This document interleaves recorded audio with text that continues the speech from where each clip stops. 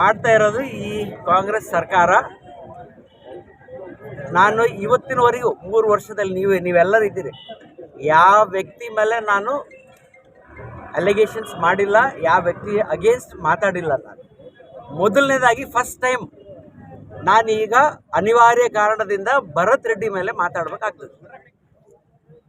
ಭರತ್ ರೆಡ್ಡಿ ಅವರು ಇದು ಬೇಕಂತ 9ನೇ ತಾರೀಕು ಓಪನ್ ಮಾಡಬೇಕಂತ ಇದೆಲ್ಲ ಕುತಂತ್ರ ಮಾಡ್ತಾ ಇದ್ದಾರೆ. ಇದು 3ನೇ ತಿಂಗಳ ಇಷ್ಟು ಜನ ಬಳ್ಳಾರಿಯಲ್ಲಿ ಇಷ್ಟು ಜನರಿಗೆ ಇಷ್ಟು ಕಷ್ಟ ಕೊಡ್ತಾ ಇದ್ದಾರೆ. ಬಳ್ಳಾರಿ ಜನರು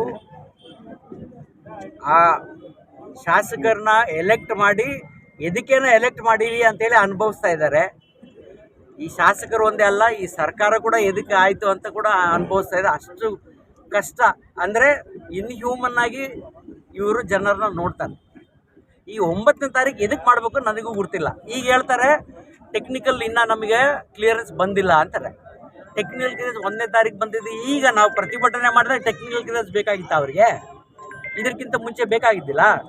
ಈಗ ಒಬ್ಬ ಮೇಸ್ತ್ರಿ ನಡ್ಕೊಂಡು ಸಿಮೆಂಟ್ ಹಚ್ಚೋದು ಬೇಕಾಗಿತ್ತಾ? ಈಗ ಇದೆಲ್ಲ ತೋರಿಸೋದೇನು? ಈ ಅಂಡರ್ ಪಾಸಲ್ಲಿ ದೊಡ್ಡ ಹಗರಣ ಆಗಿದೆ.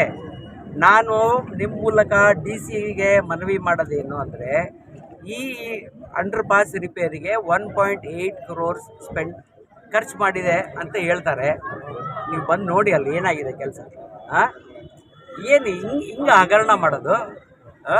ನಾನು DC ಗೆ ಒಂದೇ ಒಂದು ಮನವಿ ಮಾಡೋದು, ದಯವಿಟ್ಟು ನೀವು ಇದು ಥರ್ಡ್ ಪಾರ್ಟಿ ಇನ್ಸ್ಪೆಕ್ಷನ್ ಆದಮೇಲೆ ಅದು ಕರೆಕ್ಟ್ ಇದ್ದರೆ ದುಡ್ಡು ರಿಲೀಸ್ ಮಾಡಿ. ಇಲ್ಲಾಂದರೆ ಈ ಬ್ರಿಡ್ಜ್ ಇದರಲ್ಲಿ ದೊಡ್ಡ ಹಗರಣ ಆಗಿದೆ ಅಂತ